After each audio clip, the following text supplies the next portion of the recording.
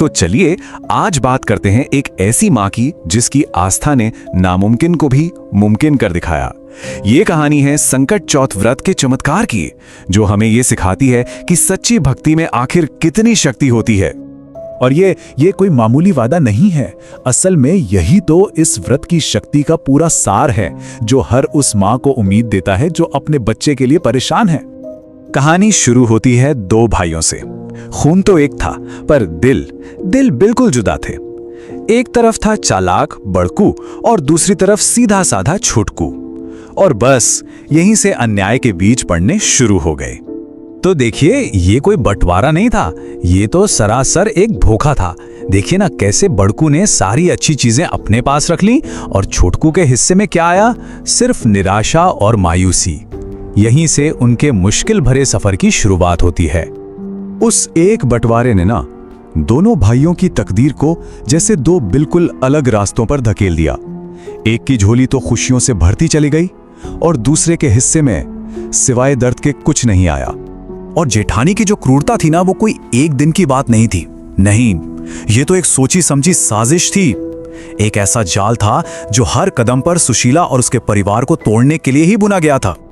सोचिए, सिर्फ एक झूठा इल्जाम और पूरा का पूरा गांव सुशीला के खिलाफ हो गया। जेठानी की इस एक चाल ने उन्हें सिर्फ समाज से ही नहीं बल्कि जीने की आखिरी उम्मीद से भी जैसे दूर फेंक दिया। सिर्फ 10 साल का था राजू, एक मासूम बच्चा, लेकिन जेठानी की नफरत इतनी अंधी थी कि उसने उम्र की दहलीज भी नहीं देखी और उस बच्चे को सीधा मौत के मुंह में धकेल दिया। और उस पल जब मदद के लिए अपना ही खून दरवाजे पर आया तो उसने भी मुंह मोड़ लिया। वो लम्हा था जब इंसानियत पूरी तरह हार गई। उम्मीद की जो आखिरी किरण थी ना, वो भी बुझ गई। तो सोचिए, जब दुनिया का हर दरवाजा बंद हो जाए, हर उम्मीद दम तोड़ दे, तब क्या होता है? यहीं से इस कहानी में एक बहुत बड़ा मोड़ आता है। ये सवाल हम सबको सोचने पर मजबूर करता है ना? कि जब इंसान की सारी कोशिशें, सारी ताकत सब फेल हो जाती है, तो आखिर में बचता क्या है?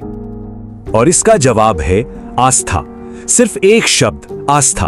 वो शक्ति जो सबसे घने अंधेरे में भी उम्मीद की एक छोटी सी लौ जलाए रख सकती है। और सुशीला ने उसी दिव्य शक्ति का हाथ थाम लिया जिसे हम संकट चौथ व्रत के नाम से जानते हैं। ये सिर्फ एक उपवास नहीं था, नहीं, ये तो एक माँ की अपने बेटे की जिंदगी के लिए एक जंग थी। कहते हैं ना, जब पास में कुछ भी ना हो तो आस्था ही सबसे बड़ी दौलत बन जाती है। सुशीला के पास कुछ नहीं था, लेकिन उसने अपनी भक्ति से इन मामूली सी चीजों को भी अनमोल और पवित्र बना दिया। और अब शुरू होती है सुशीला की आस्था की सबसे बड़ी, सबसे कठिन परीक्षा। सोचिए, एक तरफ उसे जलील किया जा रहा है और दूसरी तरफ वो भगवान की कथा सुन रही है। और ठीक उसी पल जब वो कथा में लीन थी, छोटकू की दिल को चीर देने वाली आवाज गूंजती है। अब सुशीला के सामने एक ऐसा चुनाव था जो किसी के भी रोंगटे खड़े कर दे, बेटा या भगवान। लेकिन वो अपनी जगह से नहीं हिली। जरा सोचिए उस मां के बारे में। सुशीला ने एक ऐसा फैसला लिया जो किसी भी मां के लिए सोचना भी नामुमकिन है। उसने अपने बेटे की जिंदगी पूरी तरह से भगवान के हाथों में सौंप दी। उसकी वो प्रार्थना, वो सिर्फ शब्द नहीं थे, नहीं, वो उसकी आत्मा की पुकार थी। एक मां का वो पूर्ण समर्पण था जिसने शायद पूरे ब्रह्मांड को भी हिलाकर रख दिया होगा।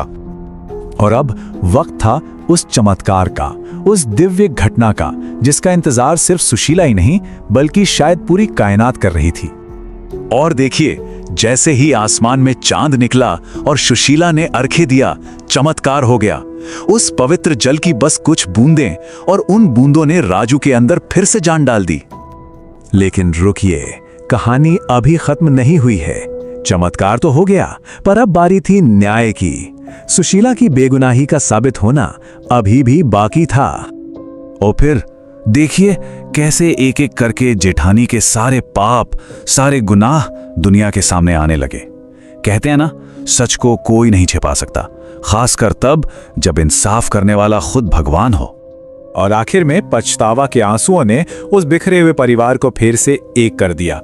न्याय हुआ और जो रिश्ते टूट चुके थे वो फिर से जुड़ गए। सुशीला की ये जो आखिरी प्रार्थना थी वो सिर्फ उसके अपने लिए नहीं थी। नहीं, ये हर उस इंसान के लिए थी जो इस कथा को सुने, ताकि विघ्नहर्ता गणेश सभी के दुखों को हर ले। तो ये कहानी अपने पीछे एक बहुत गहरा सवाल छोड़ जाती है कि जब जिंदगी हमारी सबसे मुश्किल परीक्षा लेती है, जब हालात नामुमकिन लगने लगते हैं, तो हमारी आस्था, हमारा विश्वास कितना मजबूत रह पाता है।